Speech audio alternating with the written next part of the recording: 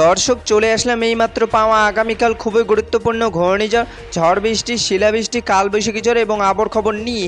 দর্শক আজকে ভিডিওতে জানিয়ে দেবো আগামীকাল 24 ঘন্টায় কেমন তার সম্ভাবনা রয়েছে বাংলাদেশে 8টি ভাগের 64 জেলা আবহাওয়া পরিস্থিতি, এবং আরও জানিয়ে দেবো পশ্চিমবঙ্গে কোথাও কোনো বৃষ্টিপাতের সম্ভাবনা আছে কি না।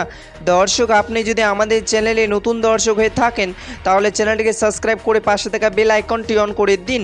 তো চলুন এবার জেনে নিই এক নজরে। দর্শক এবার সরাসরি চলে আসলাম মেঘ বৃষ্টির স্যাটেলাইট পূর্বচিত্রে, এবং এই মুহূর্তে দেখতে পাচ্ছি আজ এবং আগামীকাল 24 ঘন্টায় বাংলাদেশে 8টি ভাগের 64 জেলা আকাশ মেঘলা থাকার সম্ভাবনা রয়েছে।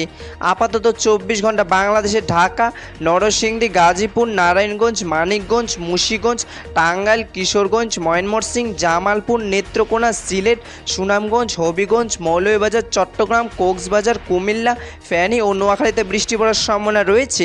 এবং পশ্চিমবঙ্গে কলকাতা, হাওড়া, হুগলি, উত্তর 24 পরগনা, দক্ষিণ 24 পরগনা, নদিয়া, পূর্ব মেদিনীপুর, পশ্চিম মেদিনীপুর, ঝাড়গ্রাম ও পূর্ব বর্ধমানে বৃষ্টি পড়ার সম্ভাবনা রয়েছে। 9 জুলাই 2026 বৃহস্পতিবারের আবহাওয়ার খবর। ধন্যবাদ।